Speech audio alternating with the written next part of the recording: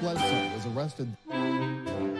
Patrick Montgomery was in court. Jonathan Manapa will stay in federal custody. No, I don't take responsibility at all.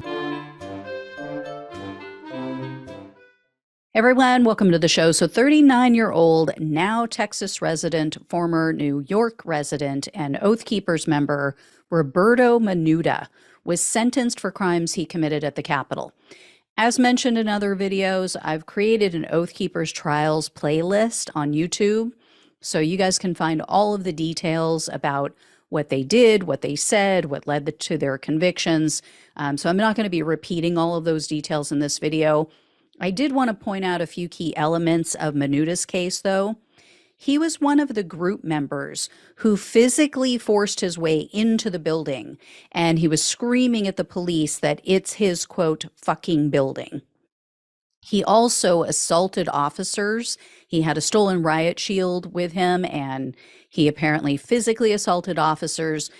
And when Minuta finally left the building, he flipped off the police, and he warned them, quote, all that's left is the Second Fucking Amendment. So Minuta was arrested on March 8th of 2021, and in a sixth superseding indictment, he was charged with seditious conspiracy, obstructing an official proceeding, and entering a restricted building or grounds.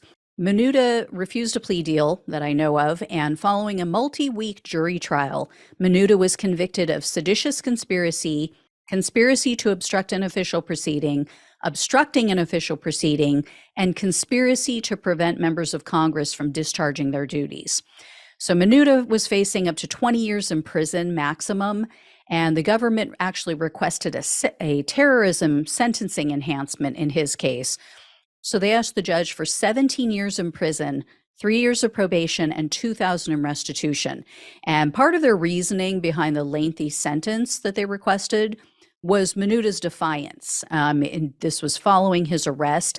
Up until not too long before the trial, Minuta continued to push these quackspiracies about the election, and he played the victim over and over again. He referred to these charges as malicious prosecution in the media interviews that he gave. But at the sentencing hearing, he changed his tune. Minuta told the judge, quote, I disavow Oath Keepers as an organization. I was misled and naive. I'm repulsed by Mr. Rhodes' lack of remorse.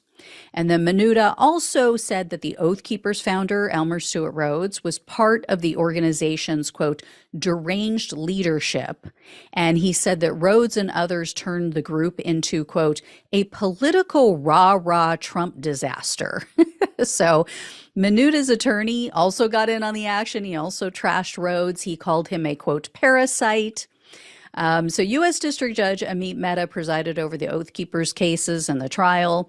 And he told Minuta, quote, steeping yourself and cloaking yourself in this tradition of the founders and violent uprising and believing the Second Amendment allows individual citizens to gather up arms to battle their government, the law doesn't permit that. The judge also called Minuta out for his BS excuse that he only entered the Capitol to help the police. He literally tried to sell that. He said, oh, I just went in to assist them because they were asking for help. So Judge Mehta said, quote, you weren't there to help them. You may have convinced yourself of that, but there isn't any shred of evidence that would be consistent with that intent. And he added, quote, operating with others gives people greater courage. It gives them the ability to do more harm, and it gives them the ability to have a far greater impact than they can do on their own.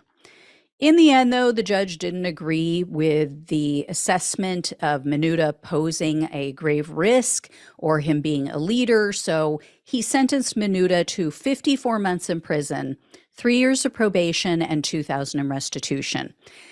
I really feel like this guy played the judge. You know, all of a sudden he's remorseful. All of a sudden he's disavowing the Oath Keepers. You know, and oh, I was naive. You're 39. You're not 19. You're not 9, right? So I think this was way too weak, especially for this particular defendant.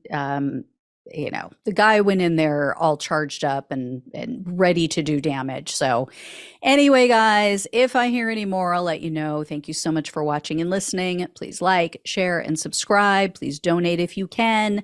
Love you guys. Take care, and I'll talk with you soon.